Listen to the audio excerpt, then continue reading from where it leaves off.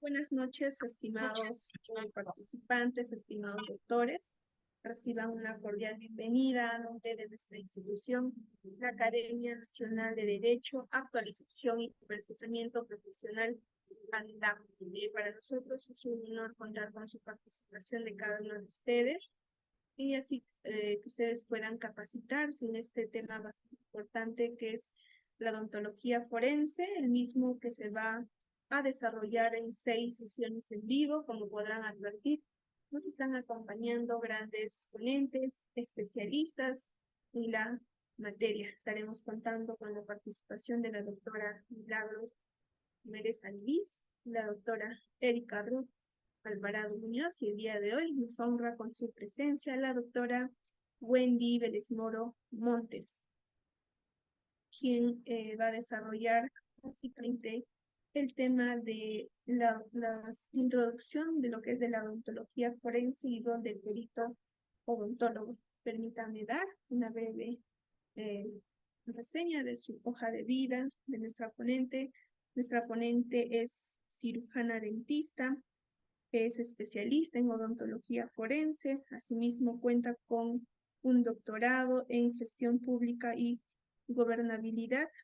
De la misma forma cuenta con grado de maestro en investigación y también cuenta, bueno, es docente, ejerce la docencia universitaria.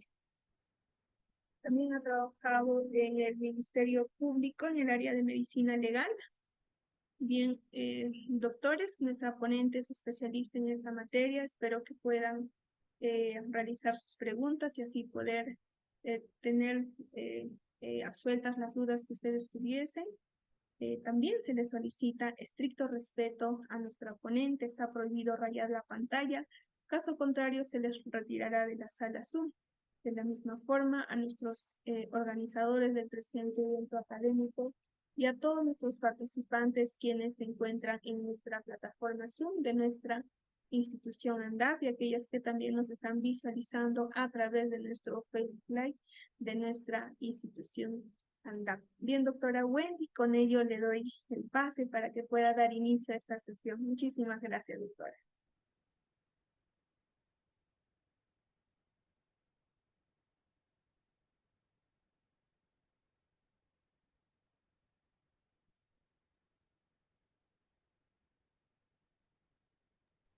Bueno, buenas noches. En primer lugar, darle las gracias a ANDAT Perú por la invitación a formar parte como docente de este curso de odontología forense. Si me mandan en los mensajitos, la mayoría son abogados, ¿no? Necesito conocer el público objetivo para dirigir un poquito mi ponencia este, mm, hacia este tema, ¿no? Para más o menos saber cuál es mi público objetivo. Me dijeron que era la mayoría abogados, pero por ahí veo a una exalumna mía, entonces quiero saber si también hay odontólogos dentro de la clase. Me gustaría que pudieran enviar mensajitos para poder conocer el público objetivo.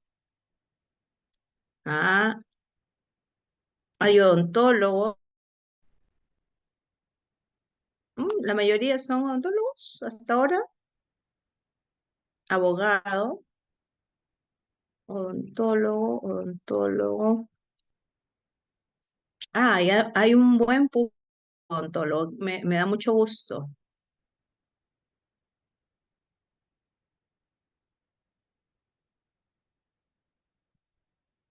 Cirujano dentista, odontólogo.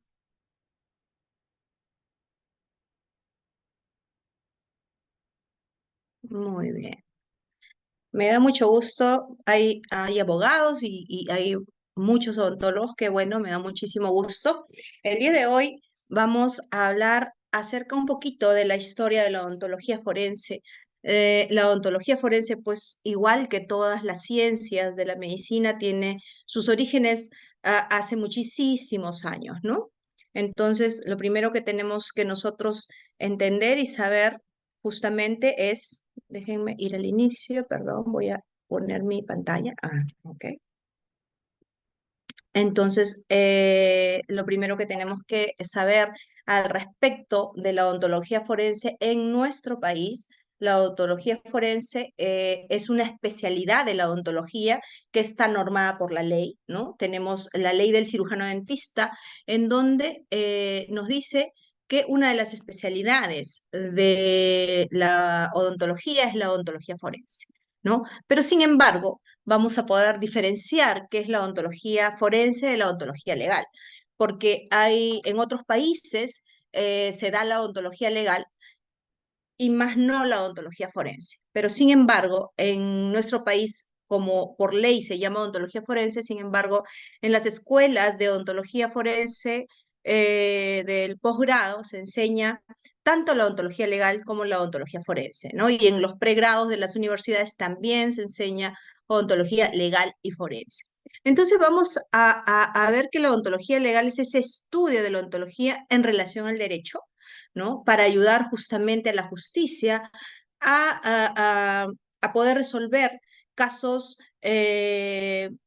específicamente ligados a lo que es valoración de lesiones, responsabilidad profesional, exclusivamente en ese tipo de materias, ¿no? Tanto en el ámbito civil como en el ámbito penal. Y la ontología forense es la aplicación de los conocimientos que tenemos, nos han formado como odontólogos con la finalidad de resolver problemas que se plantea el derecho en una investigación de un crimen o una investigación para poder identificar a una persona, ¿no? Forense viene de forum, donde una persona puede sustentar realmente qué es lo que ha pasado con una persona, por qué murió, si hay alguna causa dentro de esa muerte que haya sido ocasionada también por el área odontológica, por ejemplo, una muerte después de una extracción, hemos visto casos, ¿no? Entonces, esa es más o menos la diferencia de la odontología legal y la odontología forense. La historia narra, dentro de las generalidades de la historia, nos habla que en el año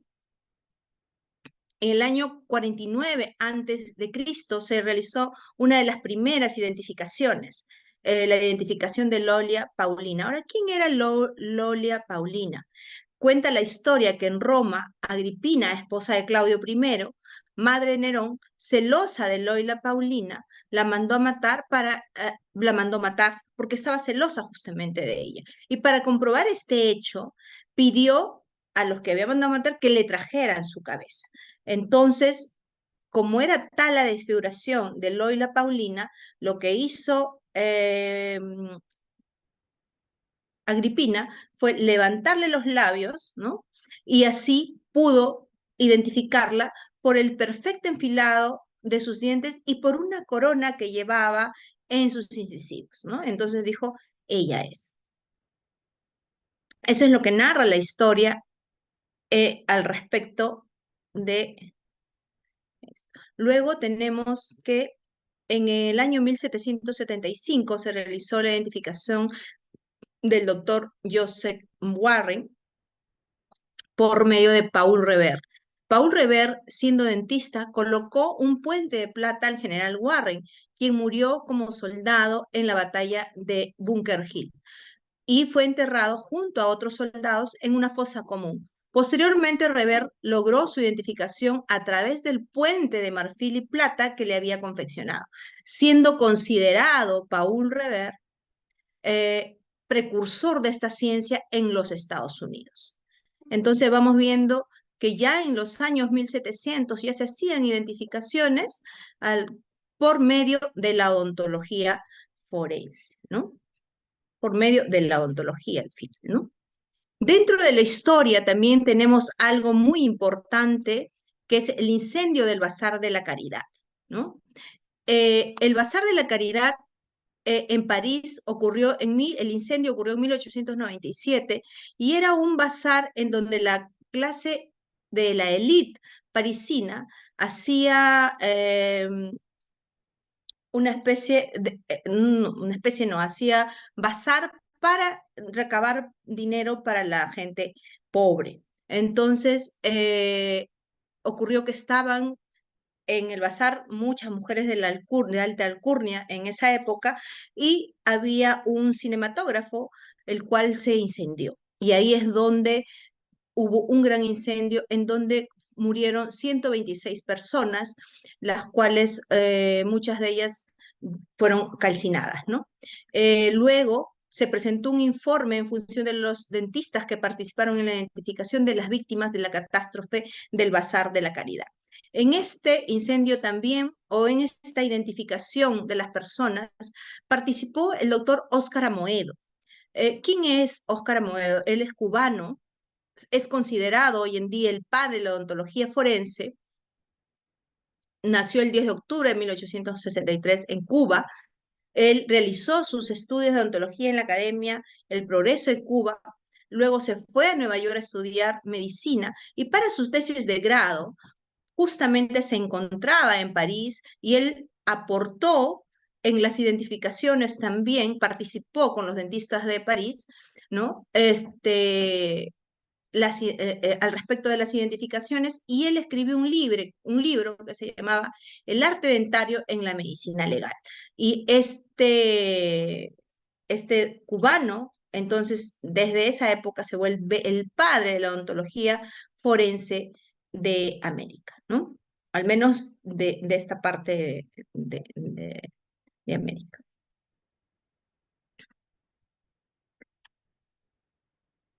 Luego tenemos que hubo una escuela de odontología, la primera escuela que es donde se enseñó la odontología forense es en el Centro de Educación Médica Avanzada en Washington, D.C. Y el curso era de una semana cada mes de marzo. En 1964 inicia este primer curso de odontología forense justamente en el Centro de Educación Médica Avanzada. Luego tenemos que se escribió en 1966 un libro que es Gustafsson, realizó algunos estudios en donde concluye unos criterios para la estimación de la edad. Utiliza la atrición, la periodontosis, lo que es la dentina secundaria, la posición de cemento, la reabsorción radicular y la transparencia de la raíz para poder estimar la edad en personas.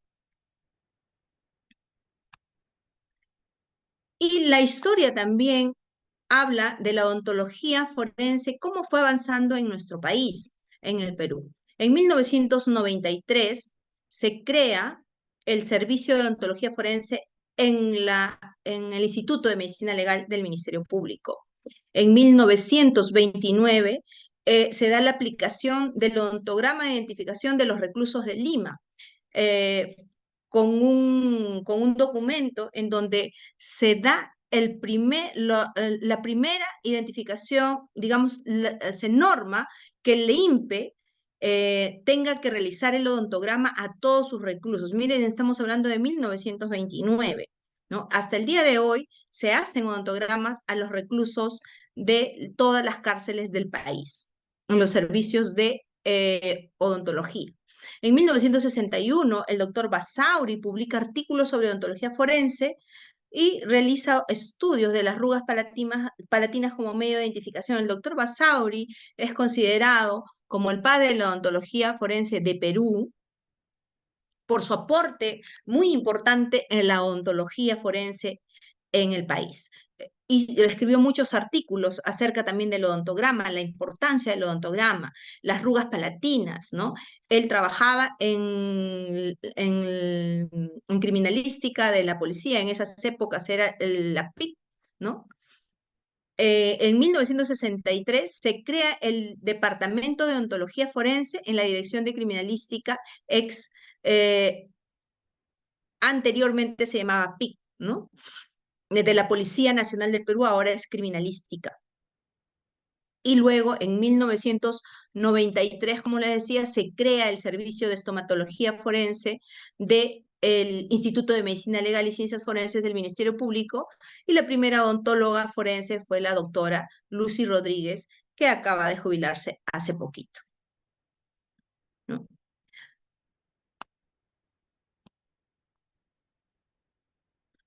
Luego tenemos que el 29 de diciembre, y todos ustedes seguramente han conocido o se acuerdan o han tenido algún familiar les habrá contado sobre el incendio de Mesa Redonda el 2001, ¿no?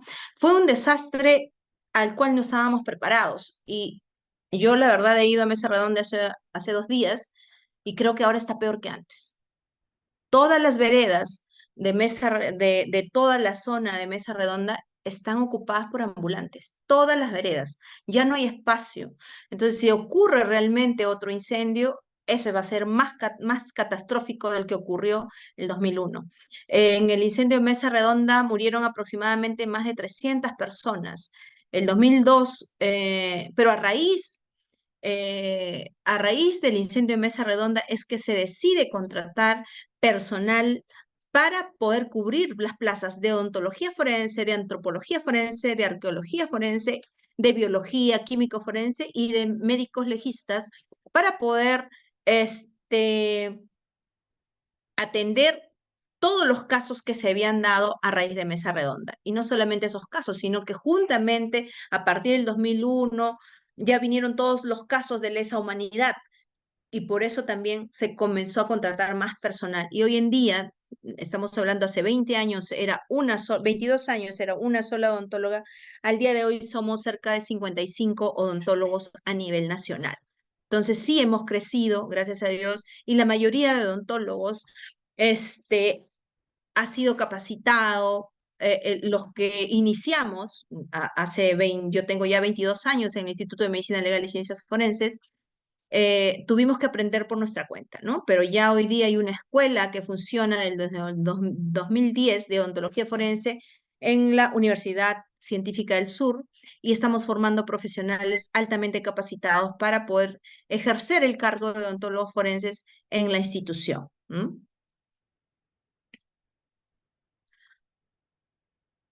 Dentro de ello, lamentablemente, pues no todos los cuerpos pudieron ser identificados, ¿no?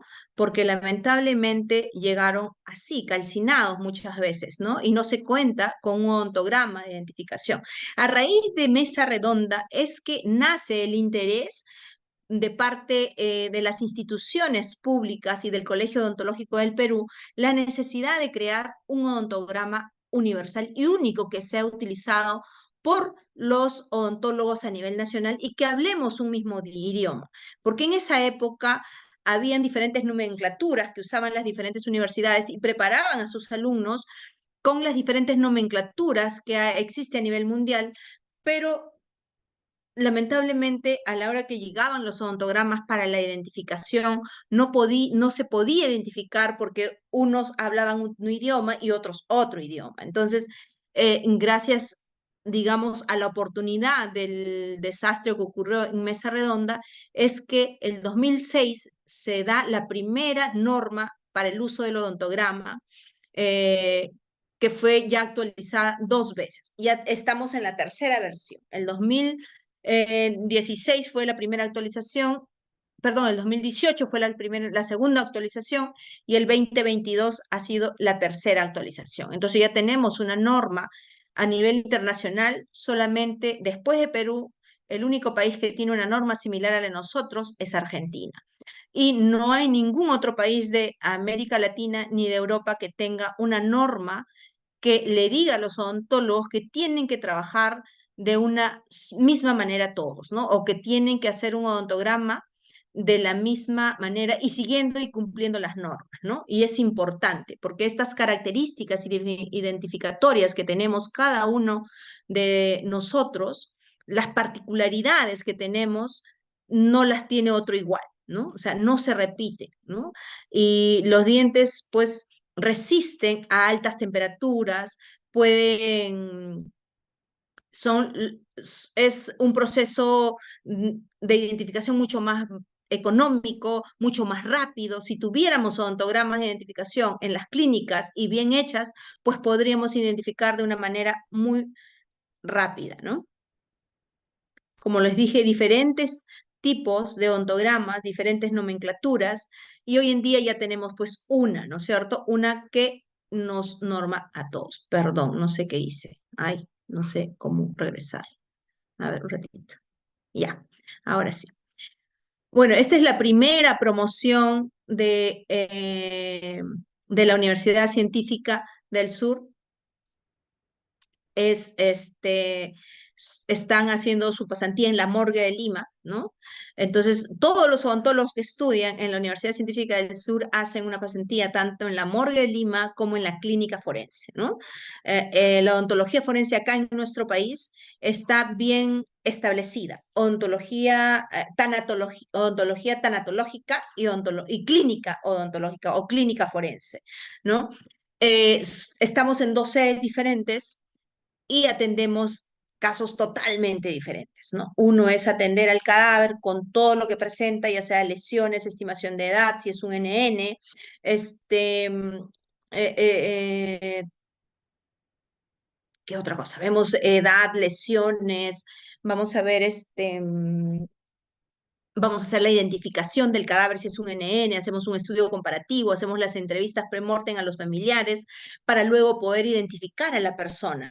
Es importante por eso que los odontólogos tengan un expediente clínico bien hecho, ¿no? Con sus radiografías, con su odontograma bien realizado, con los últimos tratamientos, para que eso pueda servirle al forense para poder identificar un cadáver. Hoy en día en la morgue entran, al menos acá en la morgue de Lima, entran de 20 a 25 cadáveres al día, ¿no? Y nosotros los odontólogos, este lunes, por ejemplo, me tocó hacer 15 cadáveres, ¿no? Entonces, en un solo día, tenemos bastante trabajo que hacer, ¿no? Hay muchos cadáveres. La criminalidad lamentablemente se ha aumentado enormemente y tenemos mucho, mucho trabajo, ¿no? En abril del 2010 se crea la especialidad de odontología forense en la Universidad Científica del Sur, que es la pionera en la formación de odontólogos forenses, y luego ya se crea en la San Marcos y luego se crea también en la Villarreal, ¿no? Pero hoy en día solamente se está dando por ahora en la científica, ¿no? Que no paramos ni en pandemia, ¿no? Entonces, ¿por qué es importante o qué ay, discúlpeme que esto no se me quiere mover. Bueno, perdón, listo. ¿Cuál es la importancia entonces para nosotros de la ontología forense?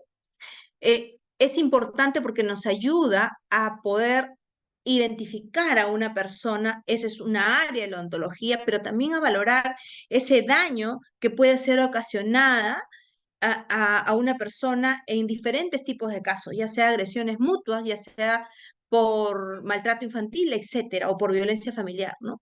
Eh, Ayuda justamente a la investigación judicial dentro de un contexto, ya sea en responsabilidad profesional, ya sea en violencia familiar, puede ser en desastres masivos también, maltrato infantil.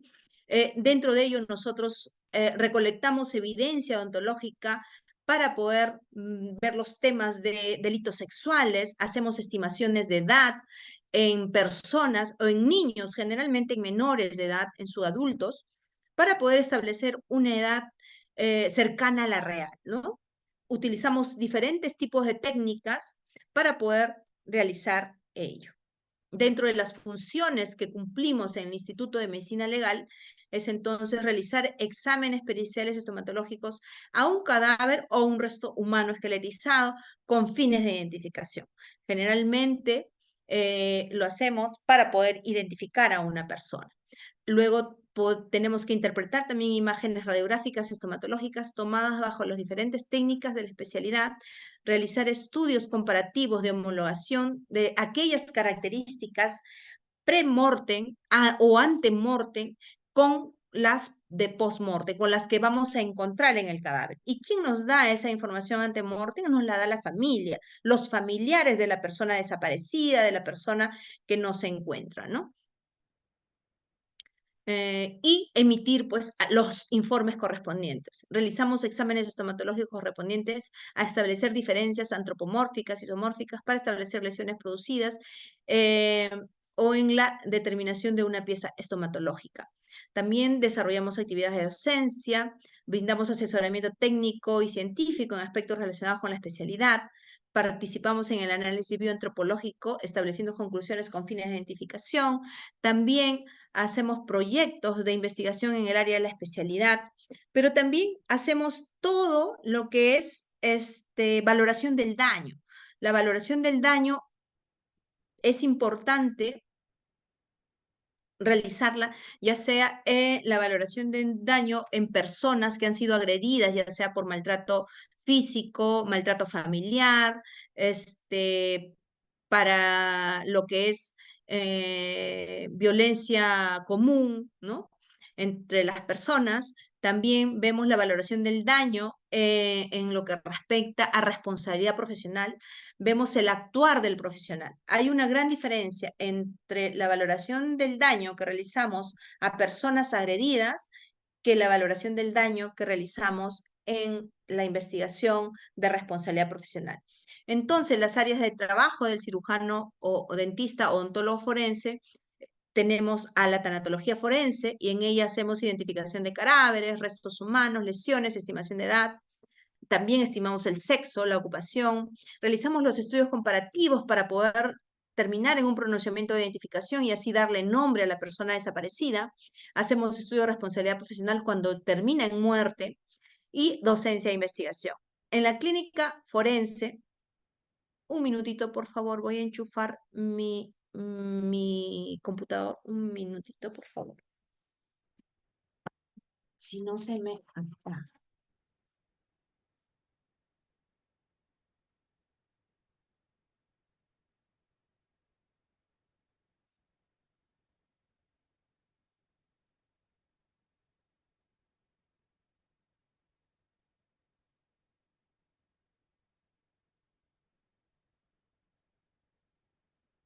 Listo, ahora sí.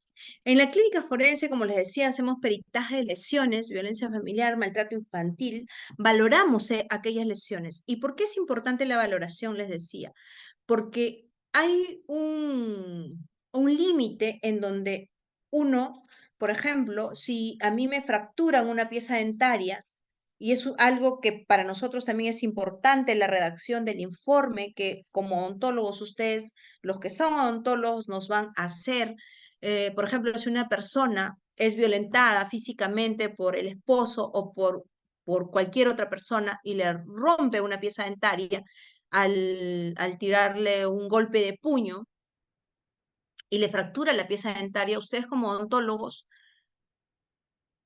¿cómo me van a informar esa fractura? Solo me la van, porque yo he recibido tantos informes que algunos me dicen, porque hay personas que una vez agredidas no van a la comisaría a poner la denuncia, sino que van al dentista a arreglarse la pieza dentaria. Entonces, cuando llegan, hacen la denuncia y llegan a nosotros, ya se hicieron un tratamiento. Entonces, es importante que nosotros ese tratamiento que el odontólogo que me va a hacer el informe, pues me diga dónde se encontraba la fractura, cuando, cuando ocurrió el hecho, ¿no? O sea, cuando llegó a su consulta privada. Entonces, sí es importante que ustedes como odontólogos nos entreguen un informe tal cual han visto al paciente, dónde se encontraba la fractura, en qué tercio de la pieza dentaria encontraban esa fractura. También hacemos estimación de edad en menores cuando los niños van a ser albergados a una institución del Estado o en delitos contra la libertad sexual. También la guía de delitos contra la libertad sexual establece que tenemos que hacerle la estimación de la edad a los menores que han sido agredidos sexualmente. Realizamos también identificación de personas cuando éstas se han perdido porque de repente son niños que tienen alguna deficiencia o personas muy mayores que de repente salen de su casa y ya no se acuerdan cómo regresar. Estados de salud ontológico, también vemos cómo se encuentra el estado de salud del menor, porque esto es algo también muy importante porque nos puede dar a entender a nosotros aún el maltrato infantil, ¿no? ¿Cómo es posible que un niño de 2 o 3 años tenga todas sus piecitas temporales picadas, ¿no? Hay algunos papás que dicen, pero le va a nacer otro. Es que no es que le van a hacer otro, ¿no? Nosotros como odontólogos sabemos que esas piezas que están debajo debajo de los gérmenes que se encuentran debajo de las piezas temporales, están en formación. Y si las piezas dentarias están cariadas, picadas y con lesiones, pues lógicamente va a contaminar al germen dentario, ¿no? Luego también hacemos pronunciamientos de responsabilidad profesional, docencia e investigación, identificamos al agresor también, si es que generalmente para identificar al agresor es en delitos sexuales. Vamos a visitas, a penales para poder ver a las personas que han sido agredidas o de repente un suceso de tránsito. Y otra de las áreas en donde participa también el odontólogo, tenemos al equipo forense especializado, el EFE, que también se encarga de hacer identificación de restos óseos en el contexto de delitos de lesa humanidad y derechos humanos, las lesiones en restos óseos, estimación de sexo, raza y edad, y también vemos el tema de auditoría odontológica, ¿no? Que esto se pueden hacer en consultorios privados. También nos ha tocado hacer de repente algún caso de auditoría en el trabajo, auditar los peritajes odontológicos de los odontólogos de provincia, ¿no? Que han sido denunciados. También hacemos eso, ¿no? Dentro de tanatología, nosotros lo primero que se hace es la recepción de la solicitud. Esto se hace por el mismo sistema. El sistema ya, el médico, una vez que hace la necropsia de ley, de acuerdo a lo que encuentre, va a solicitar el examen de lesiones, la estimación de edad, el examen comparativo y el pronunciamiento de identificación, si en caso sea un NN. Actualmente también te solicitan el pronunciamiento de identificación y el comparativo en los casos que sean extranjeros. Ahora, ¿por qué dirán extranjeros? Porque lamentablemente hay muchos extranjeros que falsifican sus documentos, ¿no? Entonces, es importante que se haga el reconocimiento pleno de la persona, ¿no? Entonces, los médicos no solicitan también hacer un comparativo y hacer el pronunciamiento de identificación del cadáver que tiene otro tipo de nacionalidad que no sea peruana. Luego tenemos el análisis, luego que hacemos la recepción de la solicitud por medio del sistema, vemos qué cantidad de cadáveres nos toca ver y a cerca de las 10 de la mañana estamos entrando a sala de necropsias para poder hacer justamente ese análisis y hacer los odontogramas y todo lo que nos solicita el médico, las lesiones, los odontogramas, las estimaciones de edad, los exámenes comparativos, el pronunciamiento de identificación, ¿no? Una vez que hemos hecho esto, hacemos el estudio del caso para poder realizar la identificación. Previo a esto, vamos a hacer una entrevista con el familiar, porque generalmente cuando hay cadáveres NN o también cuando hay familiares de los extranjeros, pasan el servicio de odontología para hacer las entrevistas pre-mortem y solicitar justamente qué información de las personas, cómo era su familiar, si tenían de repente alguna pieza dentaria en mal posición, si se había curado recientemente algún diente, si tenía un odontograma, si conocía a su odontólogo, etcétera. Son preguntas que se van a hacer porque necesitamos esa información. Lo primero que vamos a solicitar es una foto de repente, que les decimos que si no la tienen, que la saquen de su perfil de Facebook, o su perfil o cualquiera de los perfiles. Ahora los jóvenes mucho utilizan la tecnología, entonces, y la mayoría se saca sus selfies, ¿no? Entonces, sí es importante tener una foto de sonrisa de la persona porque también se puede identificar por medio de la sonrisa.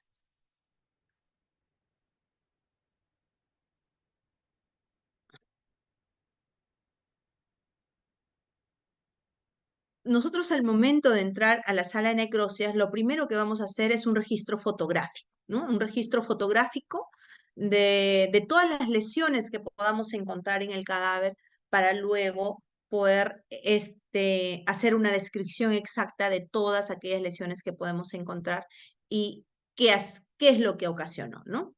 Hacemos un examen externo, un examen interno de las mucosas para ver si hay o no lesiones.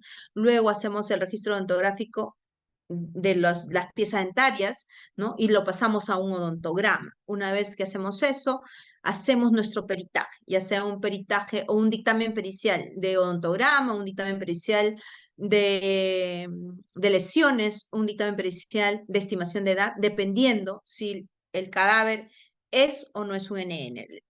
Generalmente los dictámenes de edad se van a solicitar solo a los NN, ¿no? Ahí se hace un examen completo hasta un pronunciamiento de identificación. Luego, en la clínica forense, también lo primero que vamos a hacer es recepcionar una solicitud, ya sea del médico legista, de la fiscalía también, del Poder Judicial, también nos envían para poder hacer algunas ampliaciones en lo que es secuelas, en lo que es valoración del daño, ¿no? Lo primero que hacemos es una entrevista y un examen clínico para establecer si esa lesión que presenta o esa fractura es, hacemos ese nexo causal si realmente fue ocasionada por la agresión que nos refiere la persona, ¿no? Para eso primero hacemos la entrevista y luego hacemos el examen clínico, colocando lógicamente, pues, haciendo su ontograma, todas las personas que pasan por el servicio de la unidad clínico forense van a hacer, les vamos a hacer un odontograma y luego se le hace el examen de lesiones, ¿no? Hacemos el estudio del caso, si es necesario solicitamos las radiografías pertinentes para poder ver si tiene o no tiene fracturas en la raíz o tiene fracturas en el hueso maxilar. Entonces le solicitamos las radiografías pertinentes para poder concluir con un diagnóstico acerca de las lesiones que presenta la persona, ¿no? Luego hacemos también análisis de expedientes, esto es siempre y cuando nos lleguen casos de responsabilidad profesional, ¿no? Estudiamos el caso y hacemos, pues, generalmente lo que solicitamos cuando viene una paciente o un peritado que denuncia por responsabilidad profesional, lo primero que vamos a solicitar es la historia clínica. Entonces, sí es importante, la historia clínica es el único elemento de prueba que tenemos para poder establecer el daño de la persona. Si no tengo historia clínica, no puedo establecer si ese odontólogo al que están denunciando es el que realizó el daño. Pero ojo, si no hay historia clínica, ya estamos cometiendo una infracción a las normas.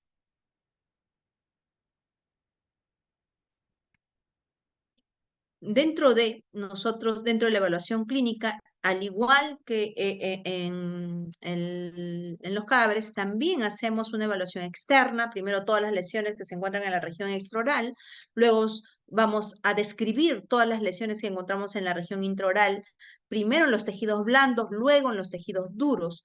Todas las lesiones tienen que ser descritas. Las fracturas que podamos encontrar, las equimosis, los hematomas, las heridas contusas, todo aquello que vamos a encontrar en los labios, en la región extraoral y en las mucosas, las tenemos que describir y eso es lo que tenemos que valorar. Entonces, para nosotros es importante que el odontólogo, cuando reciba a un paciente, en este caso con los diferentes tipos de fracturas que vemos acá, pues describan exactamente dónde se encontraba esa fractura. En el tercio incisal, en el tercio medio, en el tercio cervical, estaba o no estaba el diente, se movía o no se movía, qué grado de movilidad tenía. Es importante. Si no me ponen un diagnóstico con la clasificación de Andresen, al menos que coloquen en qué tercio estaba la fractura o qué grado de movilidad tenía la pieza dental.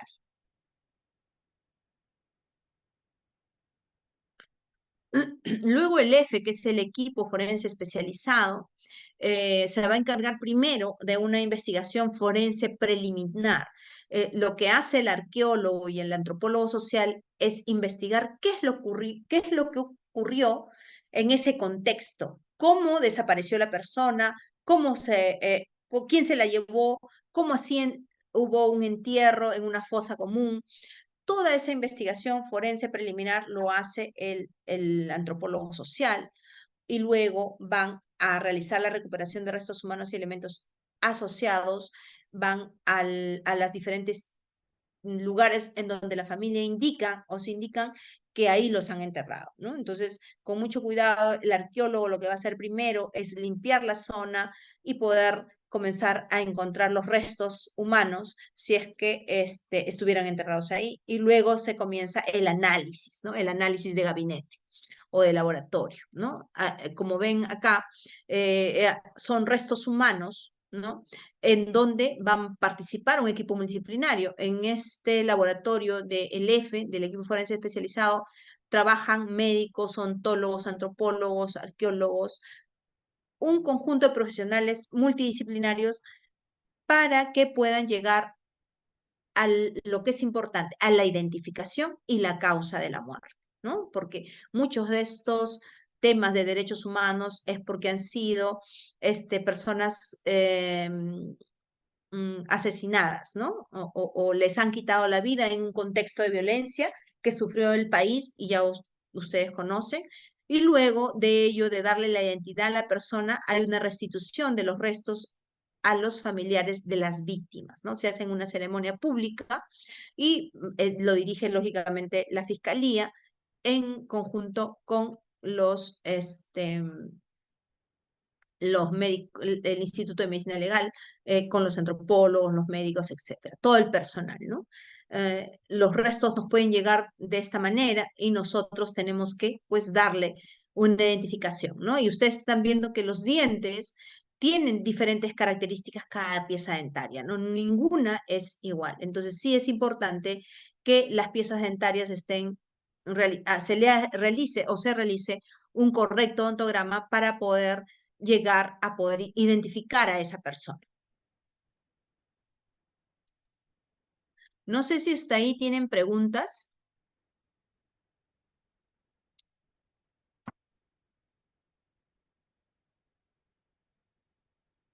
¿Alguna pregunta hasta ahí, doctores?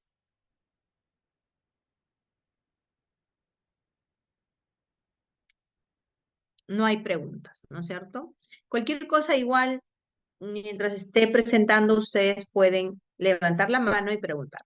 Sí, Odilon, dígame.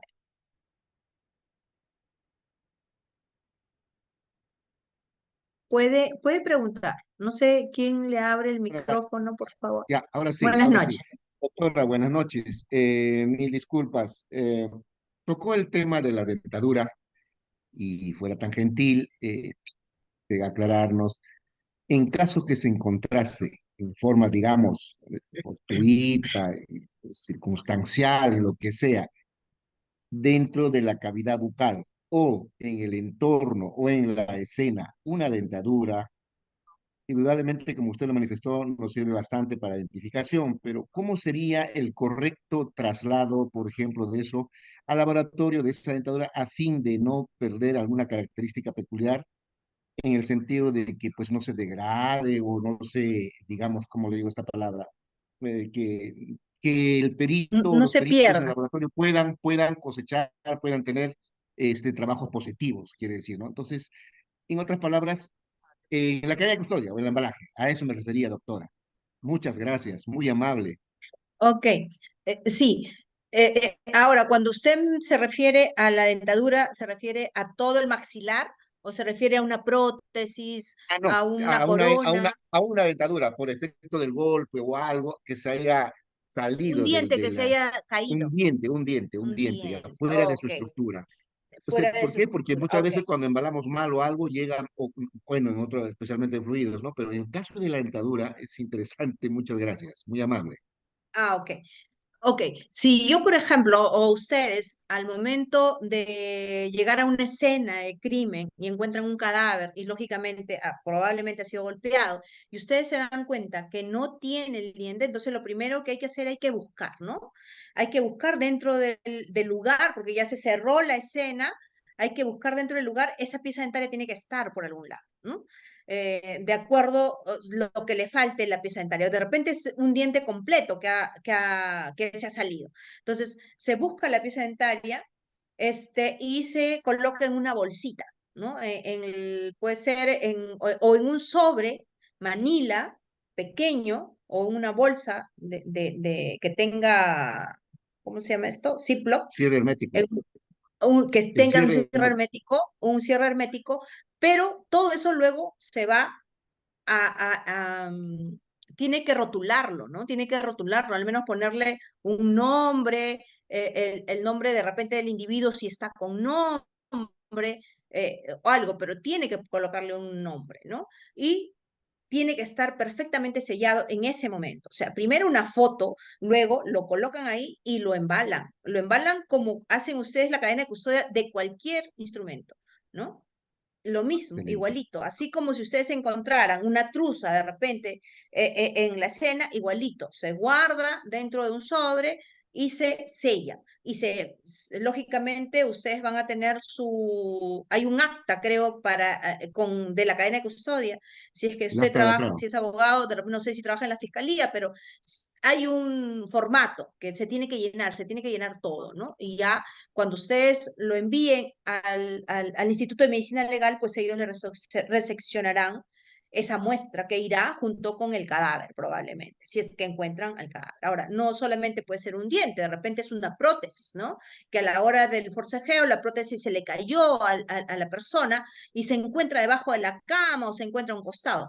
Cualquier indicio que ustedes puedan encontrar dentro de la escena, tienen que recogerla y colocarla cerca del cadáver, ¿no? Y lógicamente, Mucha- pues la cadena de custodia es única, ¿no? Y hay que hacerlo bien, porque si no, usted sabe que los casos se caen si está mal una cadena, ¿no? Claro. Muchas gracias, doctora. Muy amable. Gracias. Ahora seguimos, ¿no? Vamos a seguir. Ya no hay más preguntas, ¿verdad? Kevin, a ver, Kevin, buenas noches.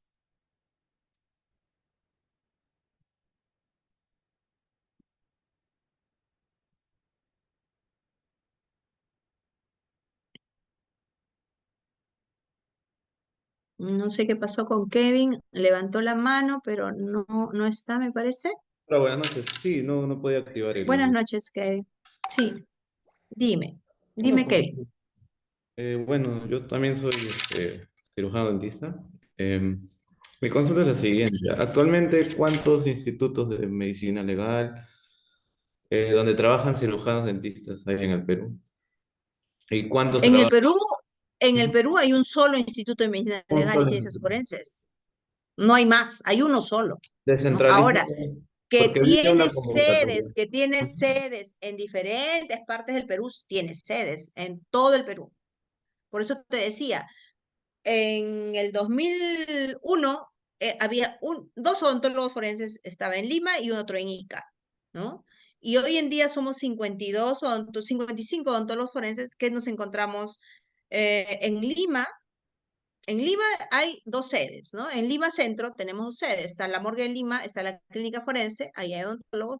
Tenemos en Lima Norte una sede, tenemos otra sede en Lima Este, y así, en Lima Sur, Lima Noroeste, en el Callao y en todas las provincias del país, pero en las provincias de las capitales del país tenemos odontólogos forense. En las más grandes, que son sede de nivel 3, como Arequipa, Cusco, Junín y Trujillo, tenemos dos odontólogos en cada una de esas sedes. Después, en todos los lugares hay un solo odontólogo. Ahora, ha habido convocatorias y seguirá habiendo convocatorias probablemente, ¿no? Porque con este tema de los derechos humanos, ahorita hay presupuesto para ello, ¿no? Por eso es que se están abriendo plazas, en donde ya hay odontólogos, se están abriendo más plazas, ¿no? Listo. Creo que podemos continuar. Sí, ¿verdad? ¿Ya no hay más preguntas? Creo que ya no, ¿verdad? Listo. Sigamos entonces. Listo. Entonces, la documentación odontológica. ¿Cuál es la documentación más importante que tenemos que tener como odontólogos nosotros? Ya que en esta sala hay bastantes odontólogos, la historia clínica. ¿Ustedes sabían, la mayoría, los que son mis alumnos, han sido mis alumnos que están acá, los saludo a cada uno de ellos, por ahí veo a Gaby, veo a Cristel también, saben que hay una norma técnica para la historia clínica. ¿Los demás sabían que hay norma técnica de gestión para la historia clínica? Los demás, a ver, díganme sí o no en el chat, por favor.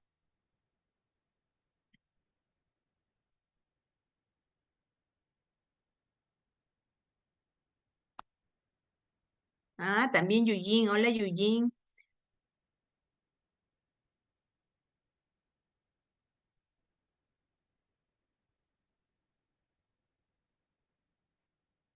Ah, miren, no había leído, acá hay preguntas. A ver, voy a contestar esta pregunta. Dice Víctor, dice, doctora, ¿qué podría decir qué pasaría si la dentadura es postiza para realizar la pericia? ¿Cómo se trataría?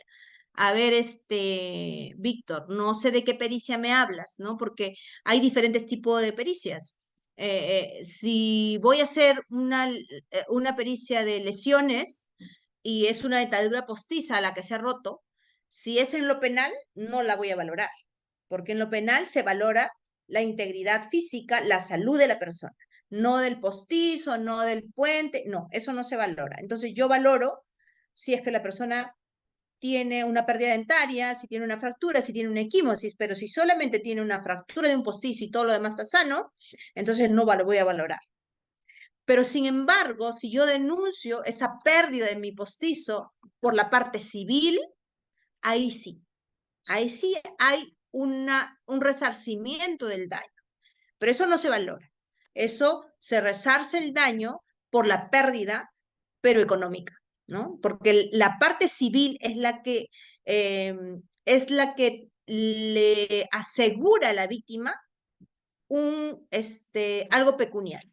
Lo penal no. ¿Ok? Esa es si es que me preguntaras por la valoración del daño en lo que es la pericia que me estás preguntando, porque no entiendo bien tu pregunta. Pero imagino que es lo que me estás preguntando. ¿Ok? A ver, acá hay otra pregunta. Dice acá. A ver, no lo leo. Ay, Dios mío, no leo bien. Esperen un ratito. Dice, a ver.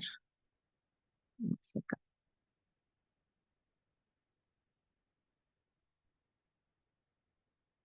Dice, doctora, buenas noches. Cuando un perito odontólogo es citado a juicio oral, su declaración gira en torno al informe pericial o también a una historia clínica que no fue admitida para su actuación en juicio oral. Gracias. Si es llamado a juicio oral, solamente su declaración tiene que ser en torno a lo que ha él encontrado en su informe pericial. Si su informe pericial es de una historia clínica, pues será lo que ha encontrado dentro de la historia clínica, ¿no? Pero es sobre lo que dice su dictamen pericial, ¿ok? Creo que ya.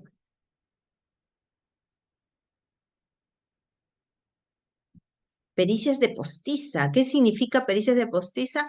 No lo entiendo.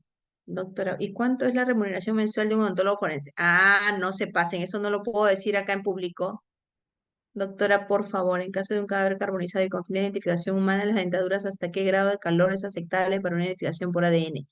Las dentaduras. Lo que pasa es que si el diente pasa los 1000 grados, ya lamentablemente se degrada y ya no va a haber mucha estructura que me sirva para ADN. Para ADN yo tengo que tener un diente que esté casi intacto.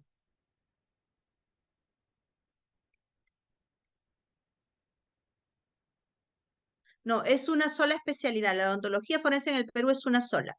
Odontología forense, tanto legal como forense. No es separado. ¿Qué grado de certeza?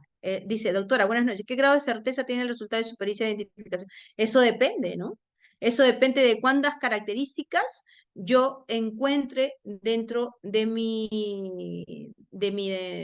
al momento que yo haga la comparación, ¿no? Al momento que uno hace un informe pericial de identificación, yo necesito tener un cierto grado de características y van a ser irrefutables. Por ejemplo, la radiografía. El método radiográfico es irrefutable en una pericia, ¿no? Ay, qué lindo. Saludos, chicos. Franquito, ¿cómo estás? Los alumnos de la Villarreal. Son mis exalumnos. Gracias, Franquito. Hay características irrefutables para una identificación, ¿ok? Hay muchas características en odontología que son irrefutables. Pero, por ejemplo, una pieza que esté con una resina en la 1.6 no sería una característica tan irrefutable porque muchas personas tienen la misma restauración en la 1.6, ¿no es cierto? Pero sin embargo un puente sí, ¿no? Una corona fenestrada anterior es una característica muy fuerte. ¿no? Las radiografías son características súper fuertes, ¿no? Y claro, a ver, estaba terminando la idea y se me fue por la pregunta aquí, ¿no? En odontología sí hay características muy, muy irrefutables cuando yo hago una identificación, pero si no las tengo, pues yo tengo que, ese siempre y cuando el familiar me traiga pues todo un expediente clínico y un buen odontograma, porque si no me lo trae, no podemos hacer la identificación por odontología. Dice. En la tanatología forense, el estudio de la responsabilidad profesional solo es cuando termina en muerte. ¿Qué pasa en los casos de mala praxis? Solo es cuando termina en muerte. Cuando no muere la persona, lo vemos en la clínica forense. Listo.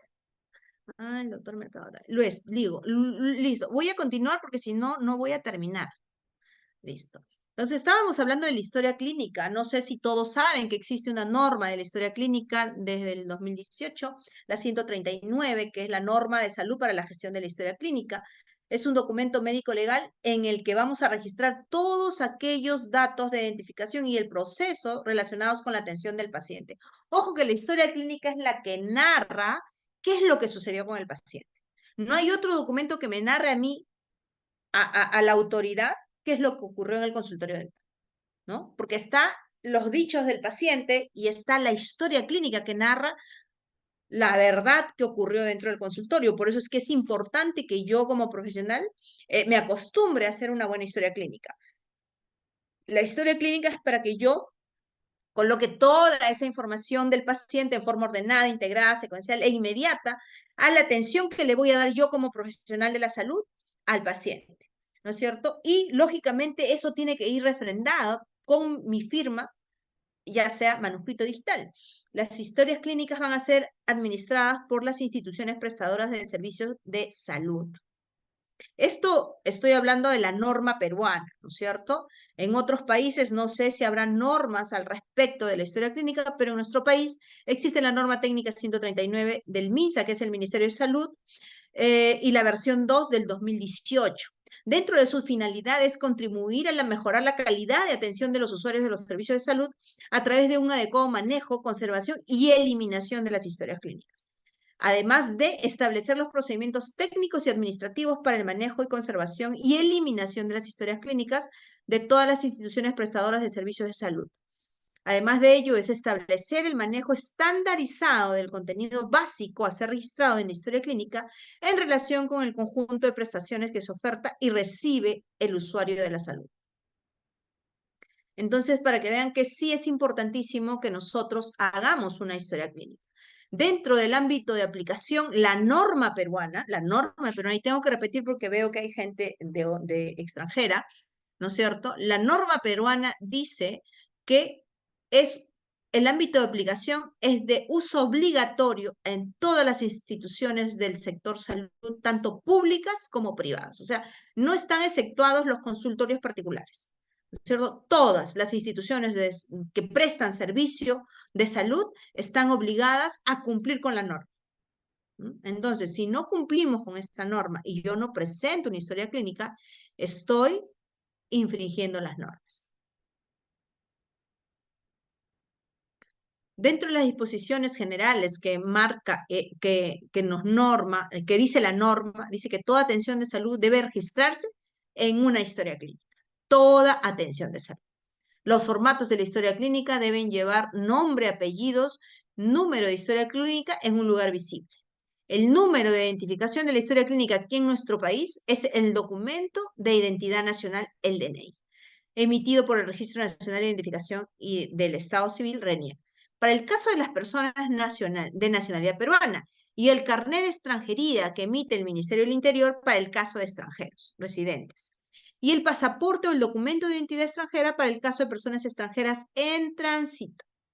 Para el caso de pacientes sin documentos de identidad, las IPRES asignan un número correlativo de historia clínica provisional en tanto se determine y confirme la identidad del usuario de salud. Y una vez que se sepa, pues tendrá que, tenga su documento, tendrá que colocarse el documento de identidad. A solicitud del usuario o a petición de la autoridad judicial o Ministerio Público, se entrega una copia de la historia clínica, ¿no?, dentro de un plazo máximo de 5 días. En caso extremo, que el Poder Judicial exija la historia clínica original, el responsable del área de registros médicos será el encargado de su custodia, así como de generar una copia fehateada como cargo de lo solicitado, previa autorización del responsable de la institución prestadora de salud. O sea, no podemos negarnos a entregar la historia clínica. Acuérdense, y la norma lo dice, que la historia clínica, ¿quién es el dueño de la historia clínica? La institución prestadora de salud. Pero la información contenida en la historia clínica le pertenece de salud. Entonces, no podemos negarle una historia clínica, pero sí tenemos que darle una copia autenticada, ¿no?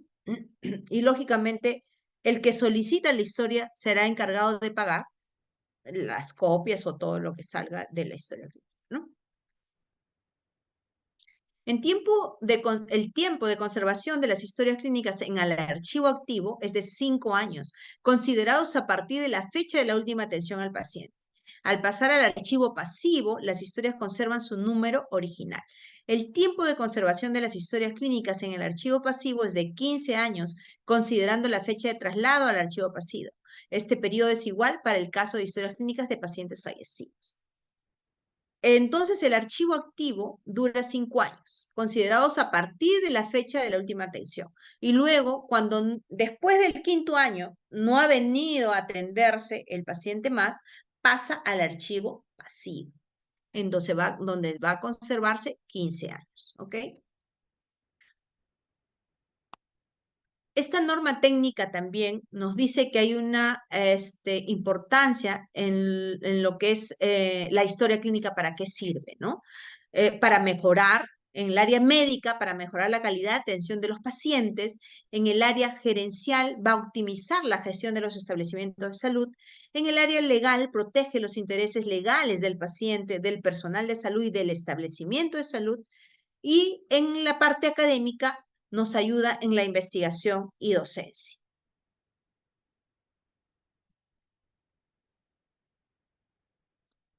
Dentro de la historia clínica, o esta norma también nos habla que la historia clínica debe consignar la fecha, hora, nombres, apellidos completos, firma y número de colegiatura y el registro de especialidad del profesional que brinda la atención al paciente.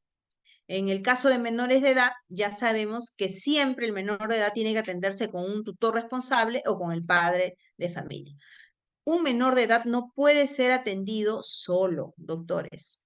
No puede ser atendido solo. Los formatos de atención que forman parte de la historia clínica deben consignar los nombres y apellidos completos del paciente o de los usuarios de salud, ubicados en un lugar visible, ¿no es cierto? Todas las anotaciones tienen que ser objetivas, con letra clara y legible. No puede permitirse tachaduras ni enmendaduras en la historia clínica.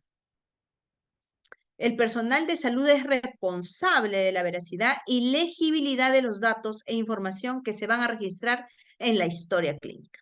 Los diagnósticos consignados van a corresponder a la clasificación internacional de enfermedades CIE-10, debiendo estar codificados por quien realizó la atención de acuerdo al CIE-10 o a la versión que estuviera vigente actualmente, ¿no? Y deberá consignarse, si corresponde, un diagnóstico presuntivo, definitivo, repetitivo, según sea el caso. Las sospechas de reacciones adversas que pueden presentar los pacientes con el uso de los medicamentos o productos farmacéuticos deben ser registradas de forma obligatoria en la historia clínica y reportadas en el formato de notificación de sospechas de reacciones adversas a medicamentos. ¿Sabían ustedes que hay un formato donde tienen que notificar las sospechas de reacciones adversas a medicamentos o otros productos farmacéuticos? Estamos obligados, y esto se va a hacer, van a remitirlo al responsable de farmacovigilancia y tecnovigilancia o al comité de farmacovigilancia y tecnovigilancia de la institución prestadora de salud en los plazos establecidos en la normatividad vigente. Otra de las cosas que es importante también que nosotros tenemos que conocer y tenemos que realizar es el consentimiento informado. Yo, si pregunto en esta sala, quienes hacen consentimiento informado, asumo que debe haber cerca de ¿cuántos odontólogos? El 80% creo que de la población que está ahorita en esta sala son odontólogos. De ese 80%, ¿todos hacen consentimiento informado? Por favor, díganme sí o no en su respuesta. Espero que sean sinceros, doctores, ¿no? Porque el consentimiento informado es algo súper importante, ¿no? Que, ojo, cuando a mí me llegan las historias, no me llegan los consentimientos informados.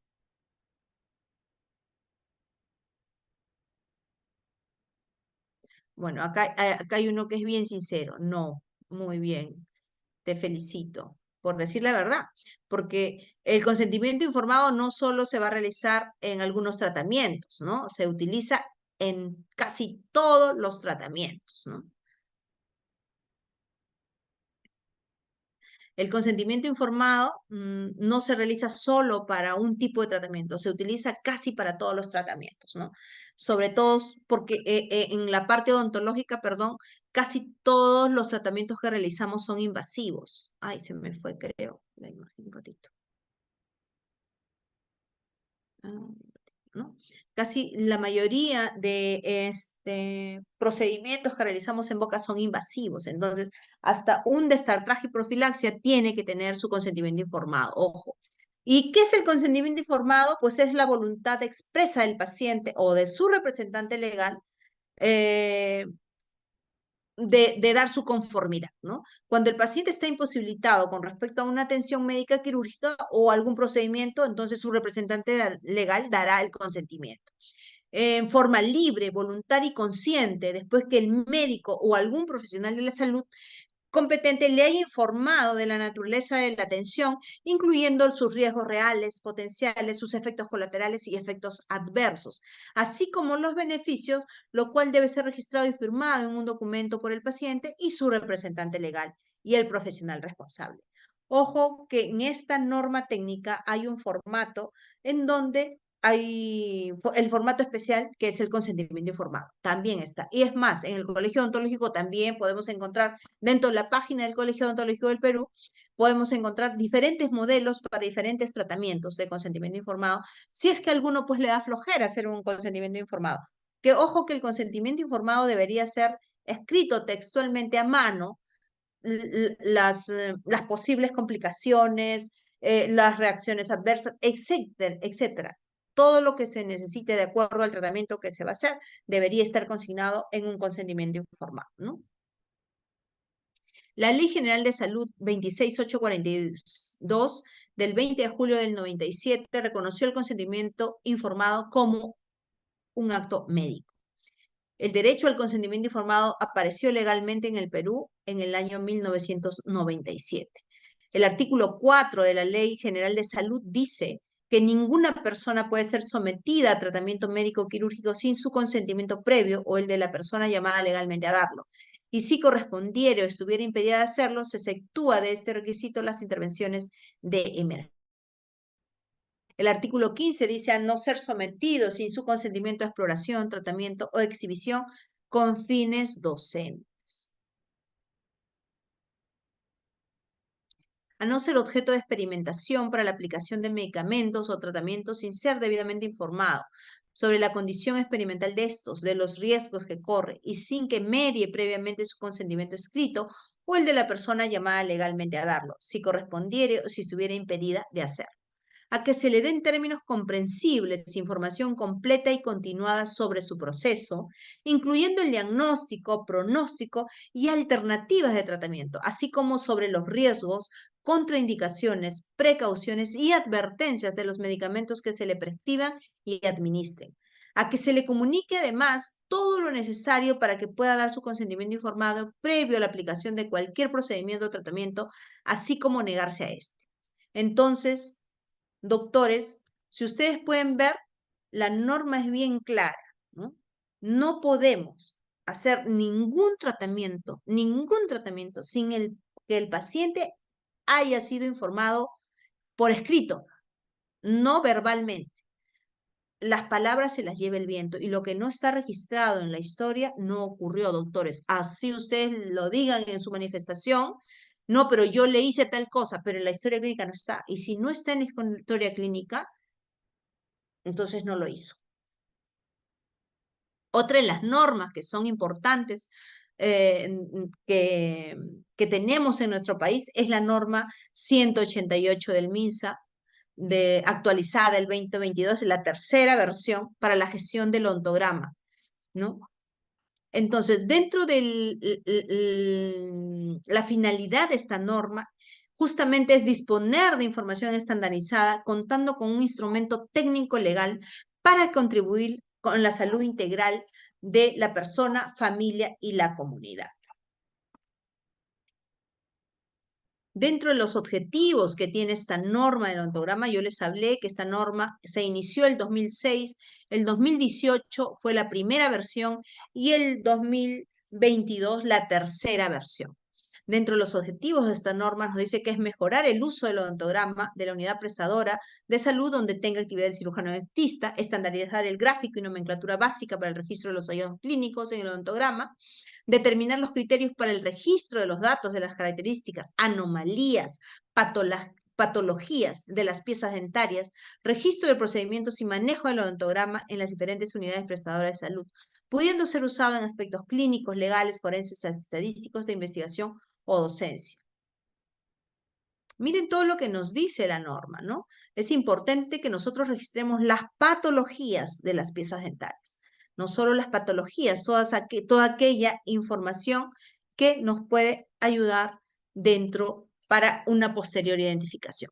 El ámbito de aplicación, al igual que las normas, que la norma anterior de la historia clínica, es de aplicación obligatoria en todos los establecimientos de salud, MINSA de salud, gobiernos regionales, locales, Fuerzas Armadas, Policía Nacional, privados y mixtos, además del Instituto de Medicina Legal y Ciencias Forenses también.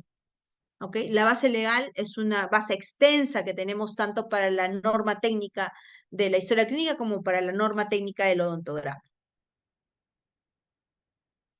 Dentro de algunas definiciones operativas, dice que el odontograma forma parte de la ficha odontoestomatológica o la que haga sus veces, contenida dentro de la historia clínica. El registro de los datos consignados en el odontograma es responsabilidad única y exclusiva de autores del cirujano dentista, quien firme y sella la ficha odontoestomatológica o la historia clínica. El sistema numérico para el odontograma debe ser el sistema dígito 2 o binario propuesto por la Federación Dental Internacional y aceptado por la OMS. No se acepta otro tipo de odontograma. Y lamentablemente nosotros recibimos historias clínicas con otro tipo de odontograma, ¿no? Odontogramas muy, muy antiguos, ¿no? El registro de los datos del odontograma en el odontograma debe hacerse de manera clara, precisa e indubitable, evitando registros subjetivos que causen confusión.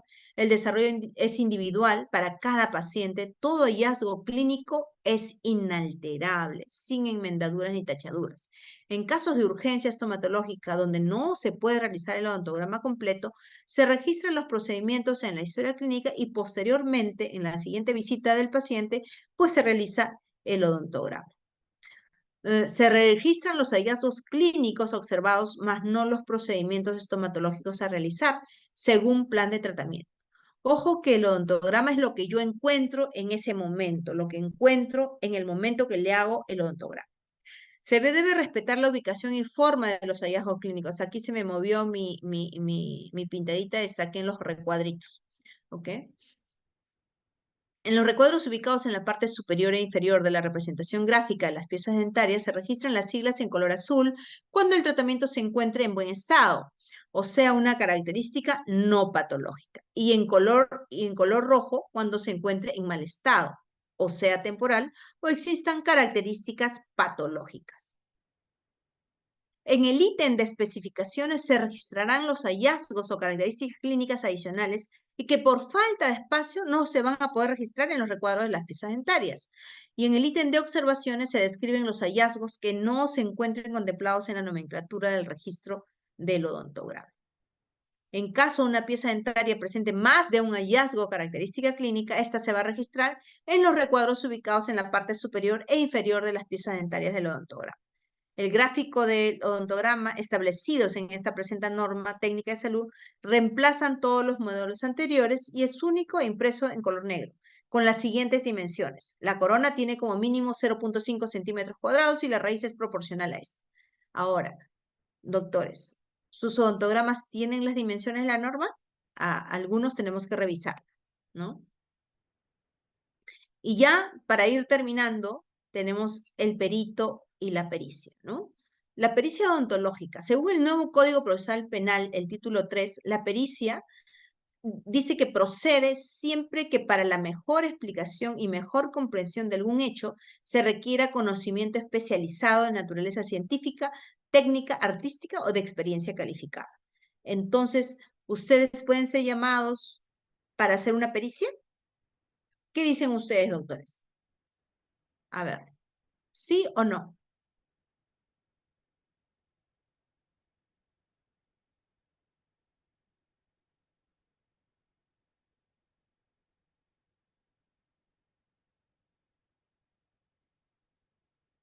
Sí, ¿no es cierto? Ahora, ¿por qué pueden hacer pericia? Porque la ley del cirujano dentista también dice que el odontólogo puede hacer pericias odontológicas. Y la ley dice, el nuevo Código Procesal Penal dice bien claro, que cualquier persona que tenga conocimiento especializado en una materia, o sea, el que sea un experto en un área, en una ciencia, porque no solamente puede ser un odontólogo, puede ser un carpintero, puede ser un gasfitero, puede ser un ingeniero, un mecánico, hasta un técnico dental puede ser un perito experto en la materia. Por eso es que es importante entender que una pericia no solo la realiza un especialista, lo realiza un especialista en un arte, en una ciencia, pero no necesariamente tiene que ser un profesional. También puede ser una persona calificada en otra área, ¿no?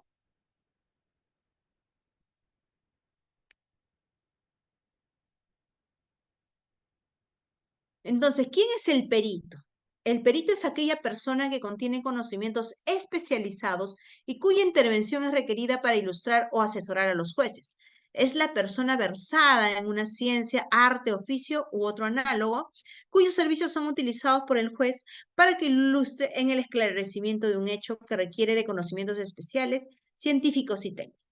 Por ejemplo, si hay un caso en una provincia, no sé, se me ocurre de repente en un pueblito en las alturas del país, del Perú, entonces van a llamar a la única persona que trabaja de repente en una posta, ¿no? Para decir y certificar por qué esa persona le pasó algo. Entonces, esa persona que ve a tantos pacientes de repente, puede ser, perdón, puede ser un experto en lo que hace, ¿no?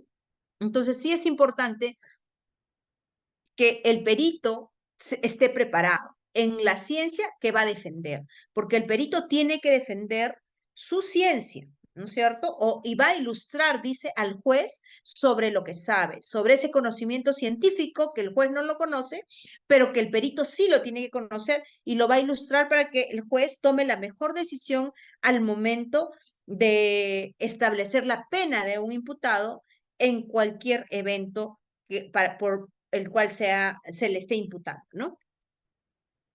Los diferentes clases de perito tenemos según la fuente proponente al perito oficial y al perito de parte. Según el campo pericial tenemos al perito general y al perito especializado. Y según el fuero tenemos al perito penal y al perito civil. El perito oficial es toda persona acreditada por una institución gubernamental después de una valoración técnica sobre la materia. Y el perito de parte es toda persona que independientemente de su preparación académica adquiere la acreditación de instituciones particulares. El informe pericial o dictamen pericial es una exposición de hechos y reflexiones realizados por un técnico perito, es decir, un profesional experto en una determinada materia. Por lo tanto, puede existir informes periciales en distintos ámbitos profesionales, como les decía, ¿no es cierto? Y el informe pericial odontológico, que es el tema de nosotros, es ese documento que va a contener todos aquellos elementos como las historias clínicas, las interconsultas, los exámenes auxiliares, modelos de estudio, radiografías, etcétera, que van a ser examinados por el perito odontólogo para que pueda formarse una opinión que tendrá que expresarse a través de conclusiones sobre justamente los hechos sometidos a su conocimiento. Y yo les decía, ¿no? Hace un rato, que la historia clínica es el único elemento que me narra a mí como perito, ¿no? Como especialista en responsabilidad profesional, para yo hacer mi pericia, ¿no? De responsabilidad profesional, lo que sucedió en el consultorio. Y yo como perito tengo que buscar eh, cuál es el daño que se le ha ocasionado a la persona. Y tengo que buscar en esa historia clínica en qué momento se le ocasionó ese daño y hacer ese nexo causal de la lesión que tiene la persona, del daño que tiene al momento de la evaluación, con cuándo ocurrió. Y el único elemento que voy a tener para poder esclarecer eso es la historia clínica. Entonces, el contenido del informe pericial, según el código, según el artículo 178 del Código Civil, dice que disponen que el informe pericial debe contener el contenido de la pericia. ¿Cuál es el contenido de la pericia según el Código Procesal?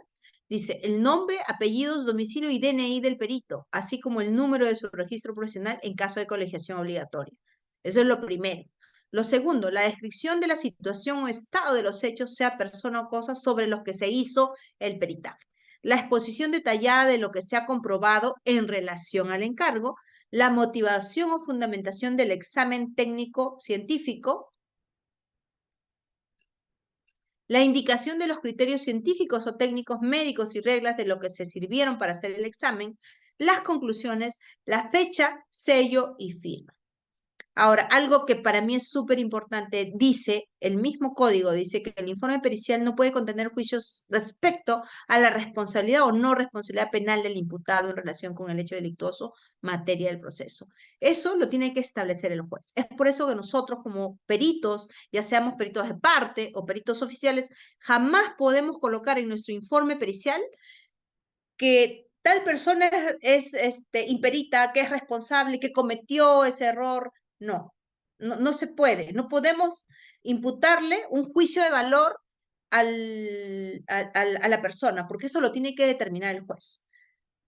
Con nuestro sustento del caso, nosotros le daremos las herramientas para que el juez establezca ese nexo causal y pueda establecer si realmente hubo daño o no hubo daño. Pero nosotros no podemos colocar en nuestro informe si tiene responsabilidad y cometió iatrogenia, cometió imprudencia. No, eso no lo podemos hacer. ¿Ok? Eso que quede bien claro. Y eso lo dice el código, no lo digo yo, ¿no? Entonces, el peritaje médico odontológico legal es el aporte de la ciencia médica al discernimiento de la justicia, función de suma importancia técnica y de gran trascendencia moral. La pericia exige que el profesional llene dos requisitos, la preparación técnica y la solvencia moral. Por eso se dice que el perito médico se encuentra frente a dos situaciones, una de carácter científico, hallar la verdad, y otra de carácter moral, el decir la verdad encontrada. Y es por eso es que es importante que el perito en primer lugar, sea imparcial y que sea probo, ¿no? Entonces, sí es importante que nosotros nos mantengamos en una sola línea. Creo que ya estoy terminando. Muchísimas gracias. No sé si hay más preguntas, por favor.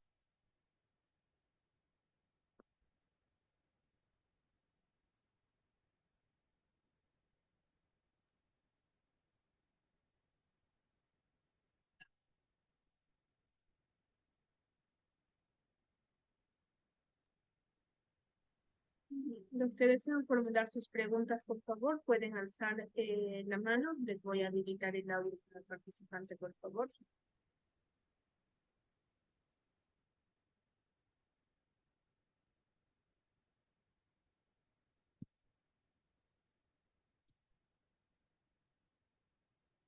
Habilítenle el audio a Odilon, por favor. Doctora, mil disculpas, también mil disculpas a los que están en la sala. Tengo una duda, tocó el tema de lo que es cuando a un paciente, en primer lugar, no soy odontólogo, por favor.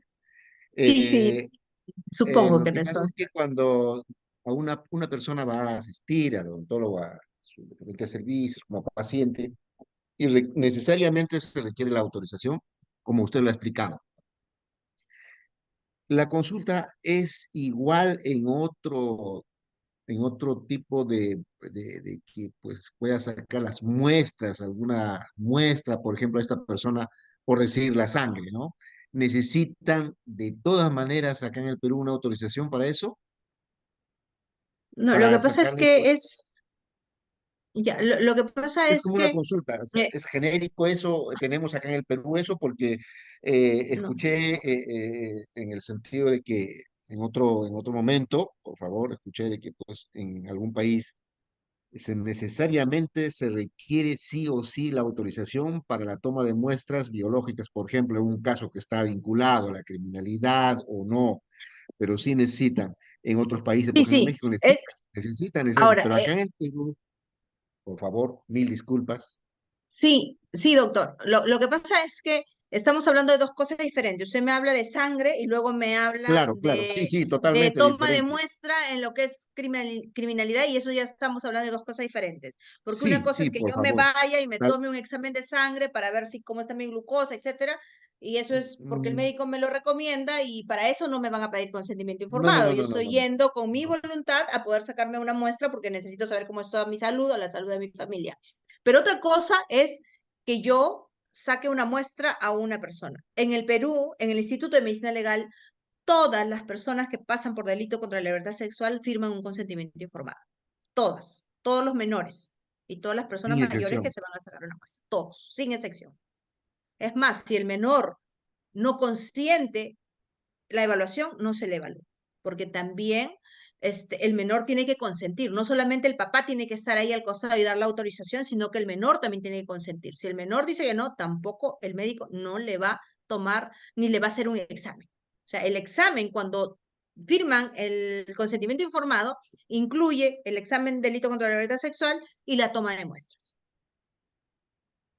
Sí hay un consentimiento Está bien. informado. Muchas gracias, doctora. Al menos el Gracias. Instituto de Medicina Legal lo tiene. Ujú. Excelente respuesta. Entonces ya sí necesita de todas maneras su consentimiento. Muchas gracias, muy amable. Es obligatorio el consentimiento informado. Todos los médicos del Instituto de Medicina Legal hacen consentimiento informado, todos. Es obligatorio. A ver, acá hay una pregunta que voy a responder, por favor. ¿Puede un perito interpretar la pericia de otro perito y llegar a conclusiones diferentes y de ser así, cuál es la que vale?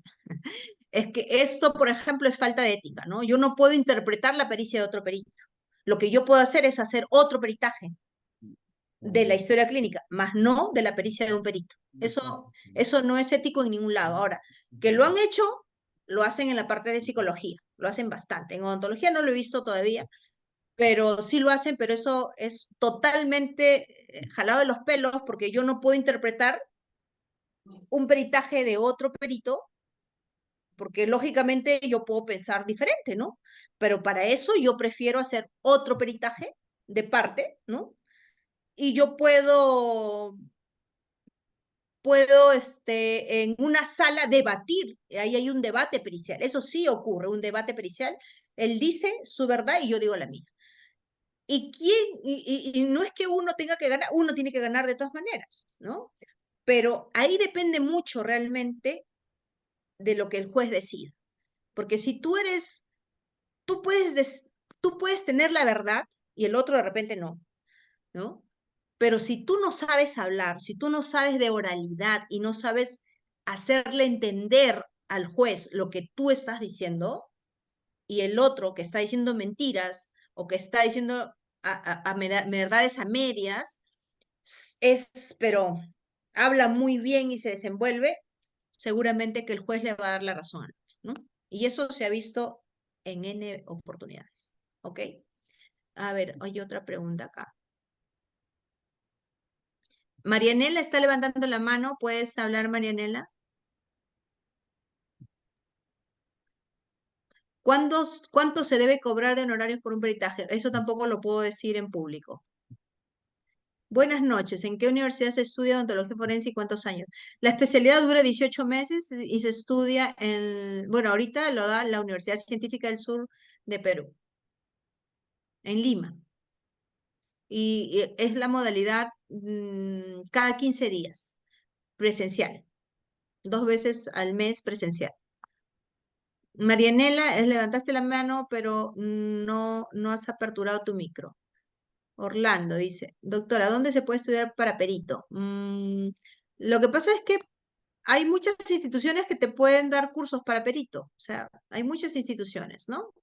Que te pueden dar. La universidad también, hay una universidad que está dando también cursos para perito. Lo que más tienes que aprender en lo que es curso de perito es derecho, bastantes cosas de derecho y las claves para hacer un peritaje, ¿no? O sea, hay que estudiar eso también. Muchas gracias, doctora, doctora Suri y doctores, ¿qué dice acá? Excelente ponencia. Alumno de la UCB, sede de Lima Norte. Muchas gracias, buenas noches. Gracias, Enrique. Doctora, un examen de perito emite un informe. Doctora, en un examen de perito emite un informe donde se describe que no tiene un diente en la parte derecha, pero en sus conclusiones pone la parte izquierda. Al pedir que aclare esa contradicción, señaló que era un error de parte del personal administrativo. ¿Es válido esta explicación del perito y es válido para responsabilizar a un acusado de lesiones? Lo que pasa es que es probable que haya sido un error, pero uno tiene que reconocer su error, porque el administrativo no tipea, el que tipea es el perito. Ahora, no sé quién habrá hecho la pericia, pero uno es el responsable de su pericia. Yo antes de emitir mis pericias leo hasta 5 veces para no equivocarme, porque uno es responsable de lo que pone y de lo que escribe, ¿no?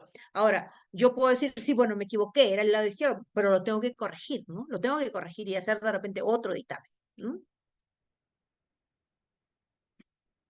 Dice que señaló que un error personal. Bueno,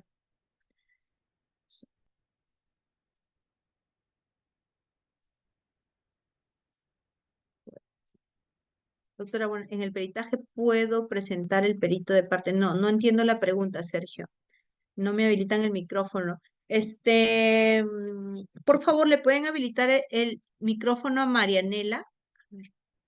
Bien, doctora, se les ha indicado a los participantes para que se les pueda habilitar el audio, hay que levantar el icono de la mano. A ver cómo se llama, por favor. Marianela levantó la mano hace rato. Mm, Solo estaba Doctora, ¿y la viendo. mensualidad de la especialidad promedio cuánto es? Eh, Les voy a pasar mi teléfono por acá y me escribes y te puedo indicar por interno, por favor. No quiero por aquí dar precios de ningún tema. Doctora, buenas noches. Buenas noches. Quería preguntarle, como extranjera, ¿puedo ejercer aquí en Perú la odontología forense? Para estudiar, en primer lugar, la odontología forense en el Perú, lo que usted puede hacer y es convalidar su título, se convalida el título, en la SUNEDO, ¿no? Hay unos trámites que hay que hacer, se convalida, y luego ya puede ejercer. Me parece que luego tiene que ir Tengo al colegio odontológico, paga un en derecho y la puede ejercer. SUNEDU, ya yo estoy habilitada, tengo mi COP, todo. Pero Entonces ya puedes ejercer. como odontólogo general. Pero estoy hablando como Ah, odontólogo. claro. Yo Ah, no, si trabajaba no tienes cuerpo título como odontólogo forense, en Venezuela, aquí, ese sí no lo he validado aquí. ya, si no tienes título, difícilmente vas a poder ejercer, ¿no? Si no tienes título de odontólogo forense. Pero si ¿Pero lo tienes tuviese, título o no tienes título? como odontólogo forense, sí, pero no validado aquí en Perú. Pero si, ¿en qué universidad has estudiado? En la Gran Mariscal de Ayacucho, yo estudié en Venezuela. Yo soy odontólogo forense, pero en Venezuela. Yo trabajaba en el Cuerpo de Investigaciones Civiles, Penales y Criminalística, Ujú. este, que, que aquí sería como la de La INCRI. IDINCRI, claro. Ajá, algo así. Es como que el homólogo. Pero Mira, de pero querer, te cuento que para postular al Instituto de Medicina Legal no te piden que tengas especialidad, ¿no? Pero sí te piden que tengas conocimientos al menos de forense y tengas un poco de experiencia. yo Y si eso lo trabajé, puedes demostrar, y si eso lo sí, puedes demostrar, no habría no ningún tengo problema. inconveniente respecto a por el hecho de ser extranjera. ¿Cómo?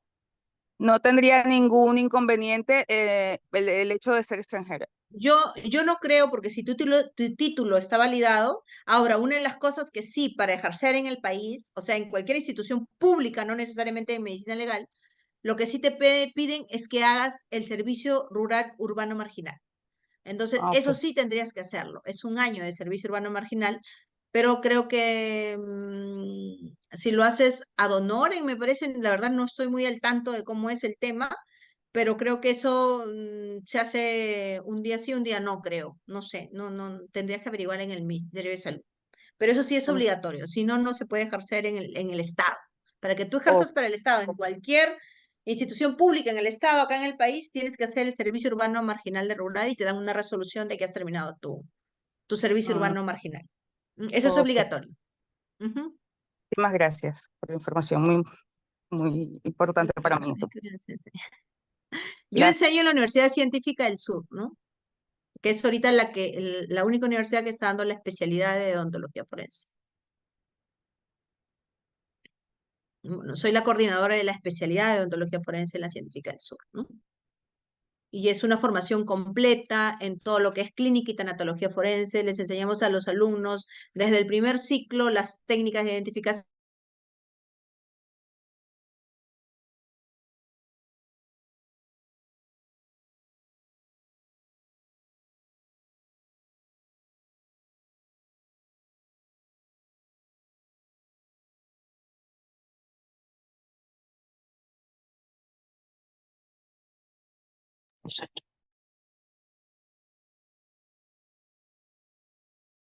Doctora,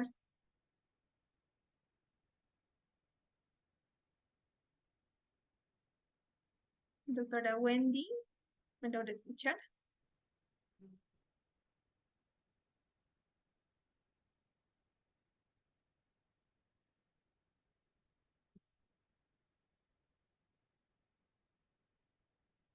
Doctores, parece que la doctora tuvo problemas de conectividad. Vamos a esperar unos minutos. Voy a contactarme nuevamente con ella, por favor.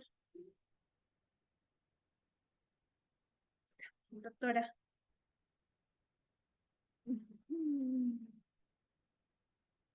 Disculpen, se me fue la señal. Está levantando la mano el doctor Jorge Luis Mercado.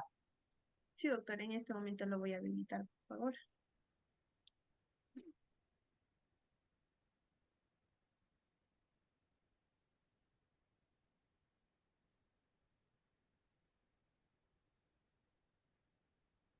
Doctor Jorge, está habilitando su audio, por favor. No lo está activando.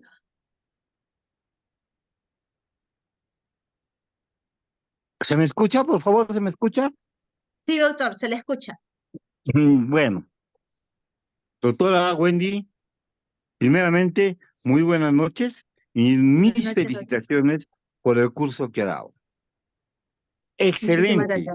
Y es una cosa que siempre hay que recalcar a nuestros colegas sobre el uso del consentimiento informado. Muchos colegas no lo hacen, no lo hacen. Por eso que cuando se comete una mala praxis y hay una demanda, a veces no piden el consentimiento informado y no lo tienen. ¿No? Entonces, de todas maneras debemos acostumbrarnos a utilizar el consentimiento informado. Y como bien se sabe, el consentimiento informado es un documento médico legal, por lo cual debe estar firmado tanto por el paciente y tanto por el profesional, para que tenga esa validez, ¿no? Y usted, como dijo, en el consentimiento informado hay que anotar, ¿no? Todo lo que nos dice el paciente en forma clara y precisa, ¿no? Doctora, muy bien sobre eso. Y sobre el perito, excelente, doctora. Se dice que el perito es una persona sabia e inteligente, que tenga conocimientos sobre lo que va a realizar el peritaje, ¿no? Hay el perito de parte y el perito judicial, ¿sí?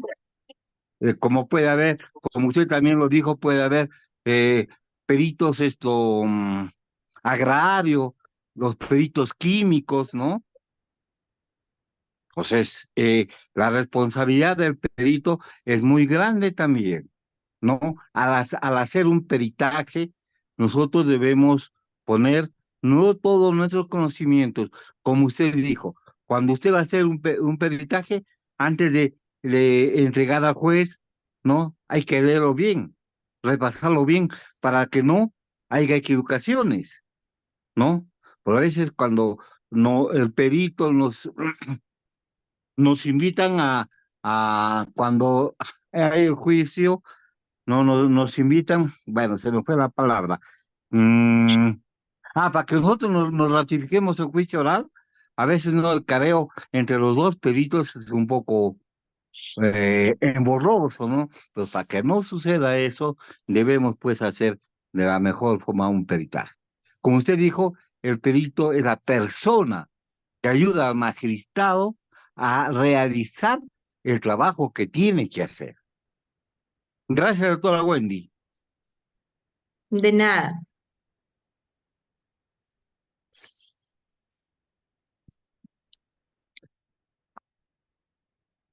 ¿Alguna otra pregunta?